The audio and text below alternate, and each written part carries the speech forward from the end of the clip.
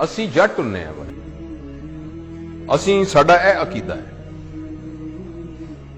मैं head of the department of surgery हूं are you head of department of surgery अगर अभी आपका एक्सीडेंट हो जाए अल्लाह नाम किसी का एक्सीडेंट हो जाए और उसको हेड इंजरी होके और वो वेंट के ऊपर पड़ा हो किधर गया head of department of surgery भाईजान it's only a software which is in your mind किधर गया मैं जट हूं मैं फलां हूं मेरा वो अकीदा है मेरा ये अकीदा है दिस इज गौर से सुनिएगा मेरा फिक्रा considering yourself what you are not and then trying to protect it मैं वार्ड का प्रोफेसर हूं you are actually not आपका नाम जावेद इकबाल है आप जावेद इकबाल हैं आपको रिस्पॉन्सिबिलिटी दी गई है head of department of surgery की जो कुछ अरसे के बाद आपसे ले ली जाएगी और आपसे पहले भी एक बंदे को दी गई थी so if I am head of department of surgery I forget that I am Javed Iqbal अगर मेरे हेड ऑफ डिपार्टमेंट सर्जरी के ऊपर कोई हट लगा जरा सा भी दब्बा आया यानी ये कि मैं कमरे में आया था उठ के खड़ा नहीं हुआ ऐसी की तैसी इनकी जरूरत क्या हुई खड़े इसका नाम ईगो होता है ego is protecting your understanding about your self which you are not इसका नाम बेइज्जती होता है थोड़ी देर के लिए आपको पता लग जाए कि मैं हूं क्या थोड़ी देर के लिए आपको पता लग जाए कि मैं हूं क्या आपकी सारी ईगो खत्म हो जाए और सच भी ये कि हम कुछ भी नहीं है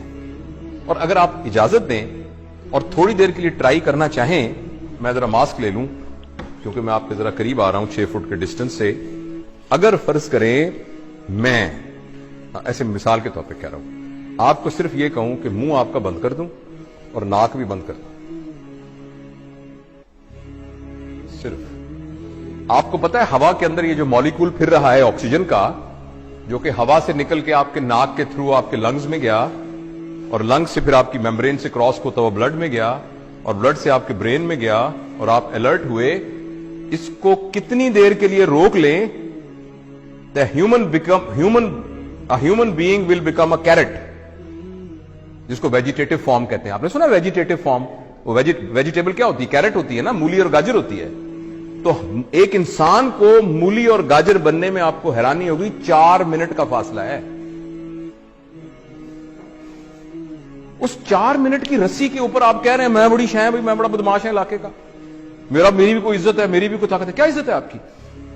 हैसियत क्या है वही बात समझ रहे हैं आप मैं आपको असहाबा के वाकया में से एक वाकया सुनाता हूं हाँ सारे नीचे पड़े थे अल्लाह ने तरबियत का एक निजाम बनाया हुआ है नबी करीम सल्लल्लाहु अलैहि वसल्लम के जमाने के काफी जमाने के बाद जब लोगों के पास पैसा वैसा आ गया था थोड़ी हुई थी तो एक जमाने के पता है उस्मान का जमाना था या सली का या बकर का रज़वानुल्लाह अलैहिम अजमईन तो किसी बात पर एक सहाबी ने कहा मेरी भी कोई इज्जत है तो एक सीनियर सहाबी पड़े थे उन्होंने उनकी दाढ़ी पकड़ी कहने लगे तुमने क्या कहा ये क्या कहा तुमने सुना नहीं इज्जत तो अल्लाह और अल्लाह के नबी की तुमने कैसे कह दिया एक तुमने उसके हाथ काट काम वो तबीयत याफ्ता लोग थे वो टांगे कांपनी शुरू हुई उसने कहा मुझे माफ करो ये कैसे मेरे दिल में क्या आ गया और हम कह रहे हैं मेरी बेइज्जती हो गई क्योंकि मैं वार्ड का असिस्टेंट प्रोफेसर हूं